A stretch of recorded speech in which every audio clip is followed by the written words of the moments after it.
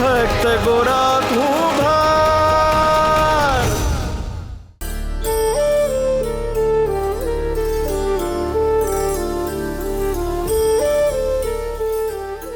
તમે ભલે મને કહો નહીં, પણ હું જાણું છું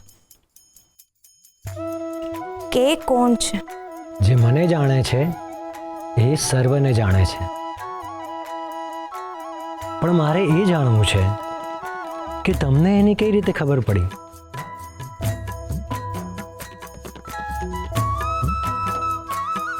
તમારા હૃદયની નજીક રહું છું, તમારા એક એક ધબકારાને ઓળખું છું. પટરાણી છું તમારી. હું જાણું છું કે તમારી 16,008 રાણીઓ છે, પણ જેની હાજરી તમારા શ્વાસની હાજરી બરાબર છે એવી તો એક જ રાણી છે ને. નાથ, હું તમને સર્વથા ઓળખું છું, પણ તમારું આજનું આ વર્તન મારું મન સ્વીકારી નથી શકતું. ભક્તનો સાથ સાંભળીને જે કૃષ્ણ દોડી જતા એ આજ શાંત ચિત્તે બેઠેલા હું સ્વીકારી નથી શકતી. એવું કેમ? આંખ સામે પુષ્પ હોય અને પતંગીઓ એની નજીક પણ ના જાય, અનાધાર વરસાદ આવતો હોય અને ચાતક એનો માળો મૂકીને બહાર પણ ના જાય. નાથ, આવું કઈ રીતે સ્વીકારી શકાય? તમે માધવપુર જવાના બદલે અહીંયા નિરાંતે બેઠા છો. આવું કેમ નાથ? જ્યારે ખેડૂતને વરસાદની વધારે જરૂર હોય ને ત્યારે ચાતકે જાતે જ દૂર થઈ જવું જોઈએ. અત્યારે ગોરાને એની વધારે જરૂર છે. એની કૃપા, એની હૂંફ એના માટે આશીર્વાદ બનશે. અને આ આખી ઘટનામાં મારું ત્યાં હોવું એ ભોજનમાં કાંકરી બરાબર છે. રૂકમણી, ક્યારેક કોઈનાથી દૂર થઈને પણ કોઈની વધારે નજીક પહોંચી શકાય છે. કોઈ એટલે કોણ નાથ? તમે જે સમજો છો એ જ. કોણ? ગોરા.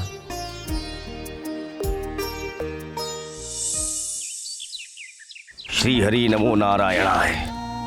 શ્રી કૃષ્ણ ગોવિંદ હરે મોરારી, હે નાથ નારાયણ વાસુદેવા. સવાર સવારમાં ટોળું શેનું જામ્યું છે? ક્યાંક રાતના અંધારામાં પગલો ઉકલી ગયો કે શું? ક્યાંક કૃષ્ણનું નામ લેવાના બદલે હવે રામ નામ બોલવું પડશે કે શું? એ અહીંયા આવ.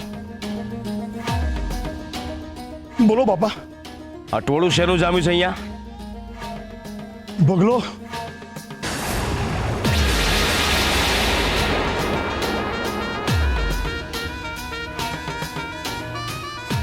હટો, બાજુ હટો.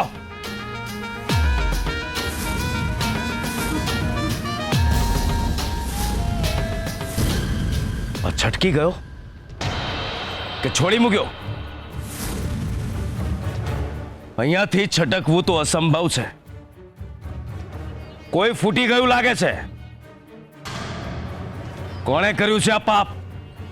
કોણ છે અધર્મી? બોલો, જવાબ આપો.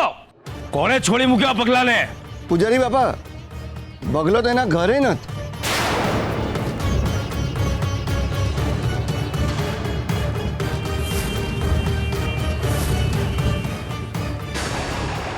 એ ભીખલા, ક્યાં ઉભો રહે છે?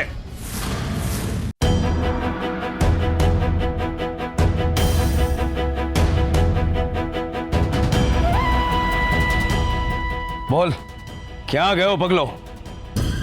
તને ને તારા સાથીદારને આખી રાત ચોકી પહેરો કરવા માટે બેસાડ્યા હતા ને? શું કર્યું તમે લોકોએ? બોલ, કે પછી તે જ ભગાડી દીધો પગલાને? મૂર્ખ, જવાબ આપ. આમ ઉભો છે શું? બોલ, ક્યાં છે પગલો? પૂજારી બાપા. બોલ, તારા મોઢામાંથી શબ્દો કેમ નથી નીકળતા? કે પછી તે જ છોડી મૂક્યો પગલાને? ના બાપા, ભગવાન સમ મેં કાંઈ નથી કર્યું. તે કંઈ નથી કર્યું તો પછી આ થયું કેવી રીતે? તારી આંખો ક્યાં હતી અધર્મી? બાપા સાચું કહું છું, કાલે આખી રાત ચોકી કરી. હવાર સેજ જોકું લાગી ગયું. ઉઠીને જોયું તો પગલો નહોતો એમ જ ને. શરમ કર શરમ. તારી હાજરીમાં કોઈ આવીને પગલાને છોડાવીને ચાલ્યું ગયું અને તને ખબર પણ ના પડી. ના બાપા, એવું ન બને.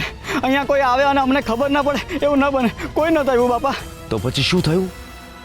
ચમત્કાર થયો કે પછી પગલો જાતે જ પોતાની જાતને છોડાવીને ભાગી ગયો? સાચે સાચું બોલી જા ભીખલા, નહીતર ગઈકાલનો પથ્થર મારો તને યાદ છે ને? ના બાપા, એવું ના કરતા. મને સેજ જોકું આવી ગયું, એમાં મારી ભૂલ થઈ ગઈ. પણ બાપા, હું મારી ભૂલ સુધારીશ. હું જાતે જ જઈને બગલાને શોધી લાવીશ. પણ બાપા, મારી પર પથ્થર મારો ન કરાવતા, મને સજા ન દેતા બાપા. ક્યાંથી ગોતીશ? તને ખબર છે પગલો ક્યાં છે? ક્યાં ગયો છે ખબર નથી, પણ બાપા એ ભોયમાં તો નહીં પડી ગયો એને.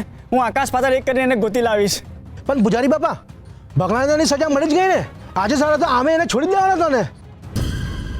જાઓ દો ને પૂજારી બાપા, આમથી એને પાપની સજા મળી જ ગઈ છે. શું કહો છો પૂજારી બાપા? પણ પગલો ક્યાં છે એ તો જાણવું પડશે ને. બાપા, એ ભગલો આમ પણ રાતે બહુ કણસતો હતો. એને એની ભૂલ સમજાઈ ગઈ છે. એમ પણ એ બહુ કૂટાણો છે. એટલા ઊંડા ઘા પડ્યા હતા કે કદાચ કે બળતરા શાંત કરવા માટે નદીએ નાવા ગયો છે. આવી જશે બાપા. શું વિચારો છો બાપા? છોડ! જળોઈની જેમ વળગે છે શેનો? એક તો મને અપડાવી દીધો, હવે મારે ઘરે જઈને નાહવું પડશે, ફરીથી શુદ્ધિકરણ કરવું પડશે. ચલાટ!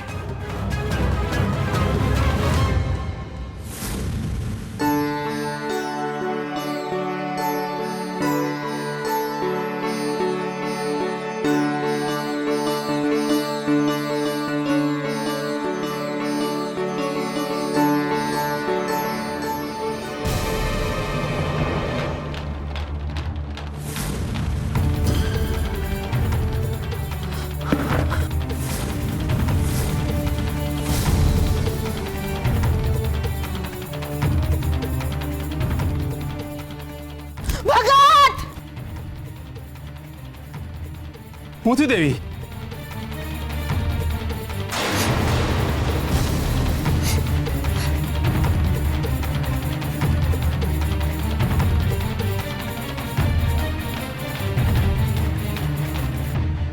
હે બેટા, કોણ છે તું?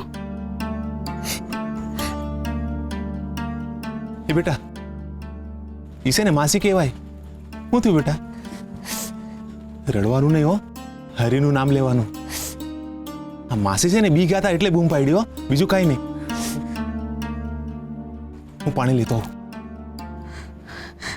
હે બેટા, તું ના રડ દીકરા, ના રડીશ.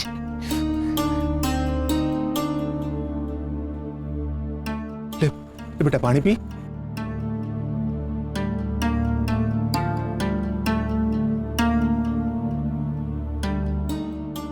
હે બેટા, બોલ ને, તારું નામ શું છે?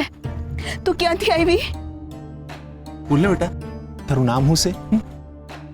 જો તું અમને નામ કહીશ ને તો અમે છે ને તને તારા માં અને બાપા પાસે છોડી આવીશું. હા, બોલ ને બેટા, કયું ગામ છે તારું અને અહીં હું લેવાના આવીશું? બોલ કે ને દીકરા, તું કયા ગામની છે ને તારા મા બાપા ક્યાં છે?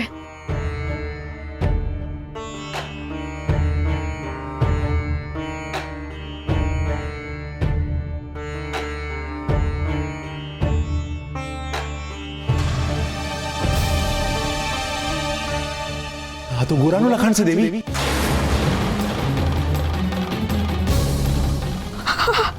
હા ભગત, આ તો આપણું જ કોળિયું છે.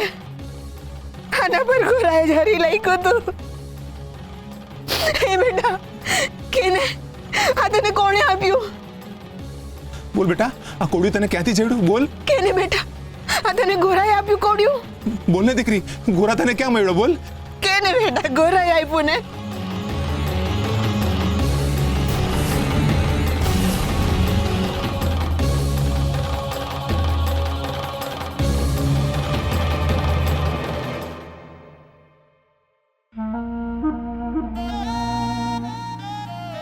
પગલાને સજા મળી ગઈ છે, પગલાને જવા દો.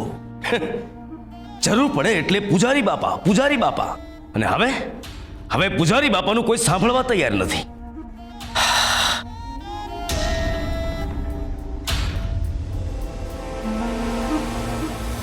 પગલાને સજા તો મળી જ ગઈ છે ને, એ નક્કી કોણ કરશે? આ પણ ગામવાળા કે પછી જ્ઞાની ગિરધરદાસ? ગઈકાલે તો બધાની આંખોમાં ગુસ્સો સમાતો નહોતો, અને આજે બધાના મન બદલાઈ ગયા છે. ખરેખર ટોળું એટલે ટોળું. 1000 મન ભેગા થાય એટલે મૂર્ખાઓનો સમૂહ ભેગો થાય. આ ટોળાને ના તો બુદ્ધિ શક્તિ હોય છે, ના તો કરોડરજ્જુ. બસ ફક્ત આક્રોશના આધારે ઉછળ્યા કરે છે, અને આક્રોશ સમી જાય એટલે હતા એવા ને એવા. આ બગલો છૂટો કેવી રીતે હશે? એને છોડાવે કોણે હશે? ક્યાંક પેલા લાખિયાએ તો ના, એ મારી વિરુદ્ધમાં જાય જ નહીં. તો પછી બગલો ક્યાંક જાતે જ. મેં બગલાને સજા અપાવી હતી, મેં. ને ક્યાંક ત્યાંથી છૂટીને સીધો અહીં આવીને મને નહીં, હું શું કામ ડરું એ પગલાથી? એ મૂર્ખ મારું શું બગાડી લેવાનો હતો?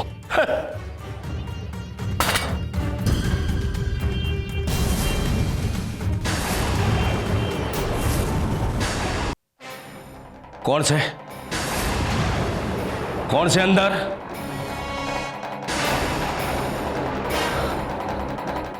અંદર કોણ છે?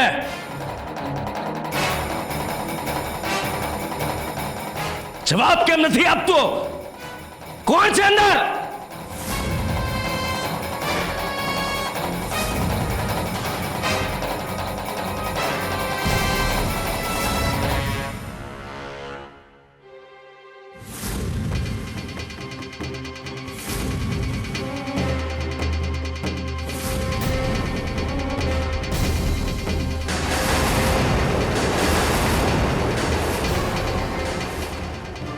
હું છું ગુરુજી.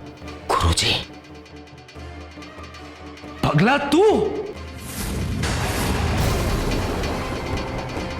કહું છું દૂર રહેજે પગલા, મારાથી દૂર રહેજે, નહીં તારા લાકડી તારી સગી નહીં થાય. નજીક ના આવીશ મૂર્ખ. આ શું કરે છે? તમને વંદન કરું છું ગુરુજી. મારે વંદન નથી કરાવવા. ચલ નીકળ, નહીં તારા લાકડી તારી સગી નહીં થાય. હું તમારો સગો છું ને. તમે પણ ભગવાનના માણસ ને હું પણ ભગવાનનો માણસ. આ લાકડી મૂકી દો ગુરુજી, હું તમને કોઈ નુકસાન નહીં પહોંચાડું. મૂર્ખ, તું ત્યાંથી છટક્યો કેવી રીતે અને અહીંયા કેવી રીતે પહોંચ્યો? અને બીજે ક્યાંય નહીં ને મારા જ ઘરમાં શું કામ ઘૂસ્યો? પાપી! પાપીમાંથી પુણ્યશાળી બનવા. ગુરુજી, તમારા આશરે રહીને પુણ્ય ભેગું કરીશ.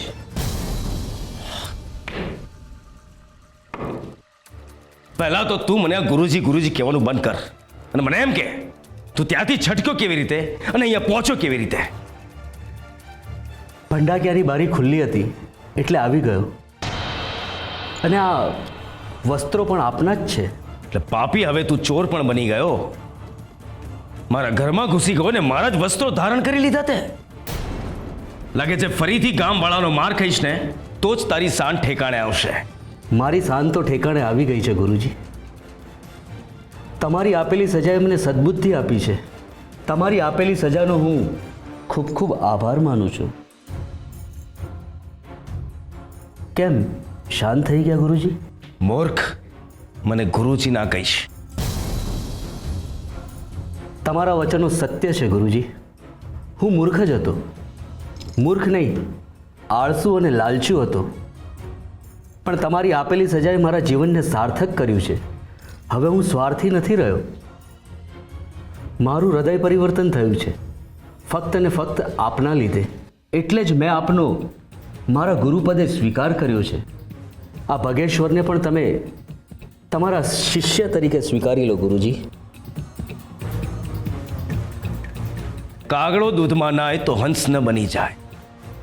તો પહેલા પણ મૂર્ખ ભગલો જ હતો અને હજી પણ મૂર્ખ ભગલો જ રહીશ. નીકળ, નીકળ મારા ઘરમાંથી. ભલે તમે મને શિષ્ય તરીકે ન સ્વીકારો, પણ મેં તો આપને ગુરુજી તરીકે સ્વીકારી લીધા છે. જય શ્રી કૃષ્ણ. ભાગ અહીંયાથી, નહીતર ગામ વાળાને ભેગા કરીને ફરીથી તારી પર પથ્થર મારો કરાવડાવીશ. ઠીક?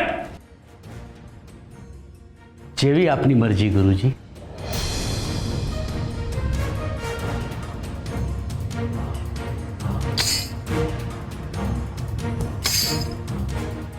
મારો તો ગિરધર ગોપાલ, બીજો ન કોઈ.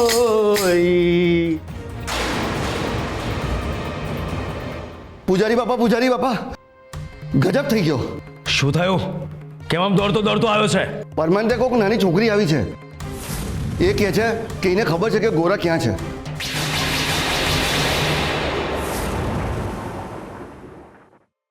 શું ચાલી રહ્યું છે આ બધું? કેમ ભેગા થયા છો? અને આ છોકરી કોણ છે? બહુ પૂછ્યું પૂજારી બાપા, પણ એ કાંઈ બોલતી જ નથી. મૂંગી લાગે છે કદાચ. ના એનું ઠામ કહેશે ના ઠેકાણું. તો પછી તમે લોકો અહીંયા ભેગા થઈને શું કરી રહ્યા છો? પૂજારી બાપા, એ કોળિયું લઈને આવી છે. ગોરાએ એને કોળિયું લઈને મોકલી છે. હે ને ઝીણકી?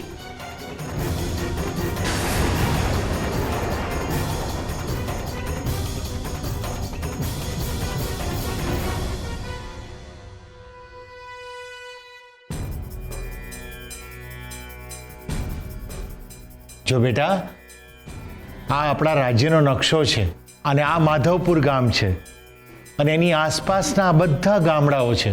હું એક પછી એક ગામના નામ બોલતો જઈશ. તને જે નામ પરિચિત લાગે એમાં હા કે ના કહેજે. હા ને બેટા? તને મારી વાત સમજાય છે ને? જે નામ પરિચિત લાગે એમાં હા કહીશ ને? સીસડી ગામ,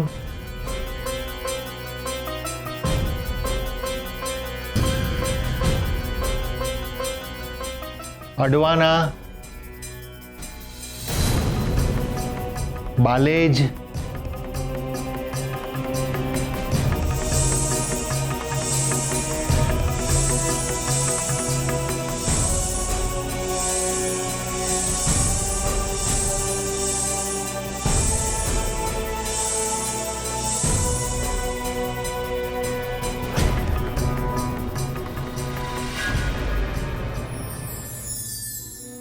ટોળું. કોઈ એક વ્યક્તિનો નિર્ણય કાં તો ખોટો હોય કાં તો સાચો હોય, પરંતુ જ્યારે કોઈ એક વ્યક્તિના નિર્ણય પાછળ ટોળું બને ત્યારે એ વિચારવું ખૂબ અગત્યનું બની જાય છે કે ટોળું કયા વિચાર સાથે જોડાયેલું છે.